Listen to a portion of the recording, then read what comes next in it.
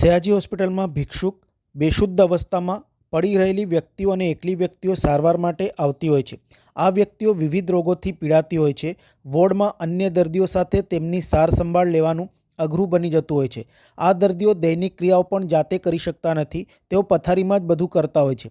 તેઓને સ્નાન કરાવવા કે સાફ કરવા, કપડાં બદલવા માટે કોઈ વ્યક્તિ હોતી નથી.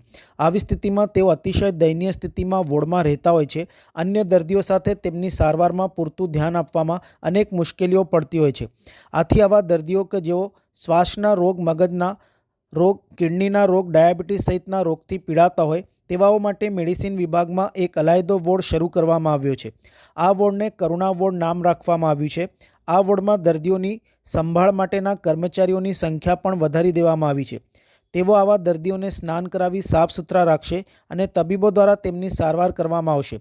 દર મહિને ભિક્ષુકો એકલા અટુલા દર્દીઓ 35થી 37 આવે છે. આ માટે શરૂ કરાયેલા કરુણા વોર્ડમાં 12 બેડ પુરુષો માટે અને 2 બેડ સ્ત્રીઓ માટે રાખવામાં આવ્યા છે. આવા દર્દીઓ સ્વસ્થ થતાં તેઓનો પરિવાર હોય તો તેની સાથે કે એકલા અટુલાને રાખતી સંસ્થાઓમાં તેમને મોકલી આપવામાં આવશે. હાલમાં મેડિસિન વિભાગમાં જ કરુણા વોર્ડ શરૂ કરાયો છે. ત્યારબાદ અન્ય વિભાગમાં પણ શરૂ કરવામાં આવશે. કરુણા વોર્ડના ઉદ્ઘાટન હોસ્પિટલના અધિક્ષક ડૉક્ટર રાજીવ દેવેશ્વર અને મેડિસિન વિભાગના ડૉક્ટર અજય ડાભીના હસ્તે કરવામાં આવ્યું હતું.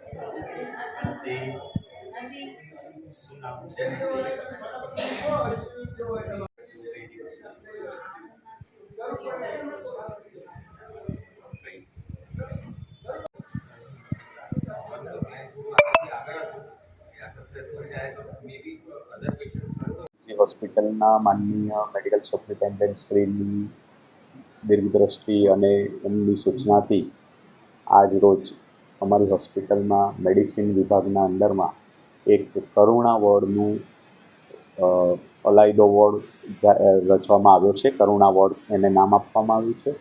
આ વોર્ડમાં અત્રેની દવાખાનામાં આવતા અજાણ્યા દર્દીઓ તેમજ બિનવારસી દર્દીઓની અલગથી સારવાર કરવામાં આવશે. જે અત્યાર સુધી જનરલ પેશન્ટ સાથે જ એ લોકોને દાખલ રાખવામાં આવતા હતા અને એમને એ સ્ટાફના દ્વારા જ સારવાર આપવામાં આવતી હતી. જ્યારે હવે એમને અલાયદા વોર્ડમાં રાખવામાં આવશે, જેથી એમના એ વોર્ડના ડેડિકેટેડ સ્ટાફ દ્વારા જ એમની સારવાર થશે, જેથી એમની સારવાર પ્રત્યે સારું ધ્યાન આપવામાં આવી શકશે. હા, અત્યારે મેડિસિન વિભાગના અંડરમાં આ વોર્ડ શરૂ કરાયો છે. એટલે મેડિસિન વિભાગના તમામ ડૉક્ટરો આની જે દર્દીઓ દાખલ હશે એમની એ લોકો સારવાર કરશે.